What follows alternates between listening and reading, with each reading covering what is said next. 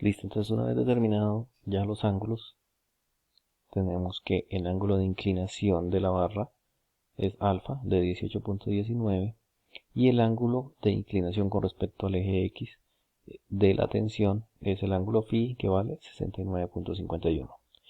El lugar donde más incógnitas tenemos es el punto A. Vamos a hacer sumatoria de momentos en el punto A.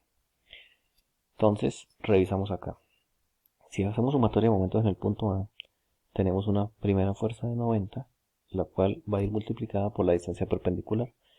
La distancia de 100 no es la perpendicular con la de 90, sino la que se genera aquí en el eje X. Quiere decir el cateto del triangulito que se formaría acá. Y como el ángulo que tenemos aquí, que es el alfa de 18.19, tendríamos que el 90 va multiplicado por la hipotenusa, que sería 0,1 pasado a metros, multiplicado por el coseno de 18.19. Y que el giro que tiene este momento sería, como tenemos el pivote en A y empujamos acá, daría un giro a favor de la manecilla del reloj. La siguiente fuerza de 90 que tenemos acá va por su distancia perpendicular. Aquí se forma un triángulo más grande, el triangulito de acá. Entonces el cateto adyacente de aquí es el que es perpendicular a la distancia. Entonces tenemos que es 0,2, que es la hipotenusa, por el coseno del ángulo alfa, que también vale 18,19.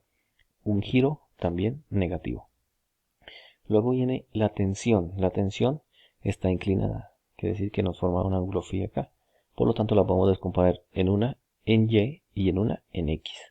Entonces la de Y nos va a quedar con seno, porque es la que está frente al ángulo, y la de X nos va a quedar con coseno. Si revisamos acá, tenemos la tensión BD, seno del ángulo. El ángulo phi nos dio 69.51. Entonces, como la fuerza está en Y, la distancia perpendicular va a estar en X.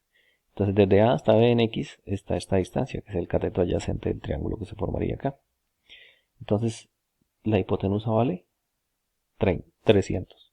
Y ese 300 pasado a metros es 0,3. 0,3 por el coseno del ángulo alfa, que es 18.19, nos daría la distancia que tenemos acá. La siguiente componente es la tensión BD por el coseno de phi, que sería la tensión BD por el coseno de 69.51. La distancia perpendicular, como la fuerza está en X, la distancia perpendicular está en Y. Entonces sería el cateto opuesto. Y el cateto opuesto de esto sería 0,3 por el seno del ángulo alfa, que es la distancia que tenemos acá. Ahora, los signos de los giros es, esta que va subiendo va en contra de las manecillas, por lo tanto, positiva. Y esta que va hacia acá, si el pivote está en A, iría hacia allá, entonces sería negativa, a favor de las manecillas. Despejando de la ecuación el TBD, obtenemos que la tensión BD es de 109.53 newtons. Nos dio un valor positivo, quiere decir que la asumimos bien en este sentido. Si la hubiéramos asumido que la tensión entraba acá, pues simplemente nos hubiera dado un valor negativo aquí. Quería decir que la tensión no viene hacia acá, sino que va hacia la parte de arriba. Y ese valor tal cual como nos hubiera dado acá, pues lo reemplazamos acá en la sumatoria de fuerzas. Entonces, hubiéramos dicho pues que si la tensión entra, iba a tener un Y negativo y un X positivo. Listo. Entonces, vamos a revisar acá la sumatoria de fuerzas en Y. Entonces, en la sumatoria de fuerzas en Y, ¿qué tenemos? Tenemos una reacción a Y. Nosotros la tomamos positiva, la asumimos. Entonces, la colocamos positiva. Menos una fuerza de 90, menos otra fuerza de 90, más el valor de la tensión que nos dio aquí en Y, ¿sí? Que es 109.53, pero esta componente que tenemos acá es la que va multiplicada por el seno del ángulo de 69.51. Entonces, sumando todas las fuerzas en Y, obtenemos que AY vale 77.4.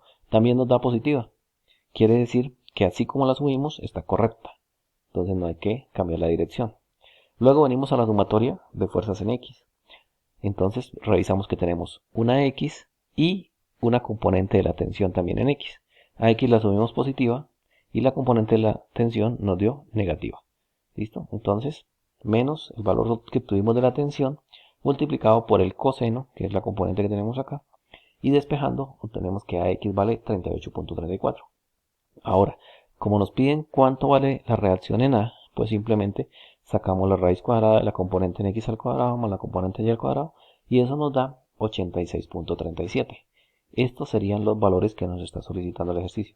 La reacción en A total y el valor de la tensión de BD total. Ahí tenemos las incógnitas resueltas. Obviamente pues son 3 teniendo en cuenta que tenemos un AY y una X. Listo, entonces cualquier duda por favor se comunica.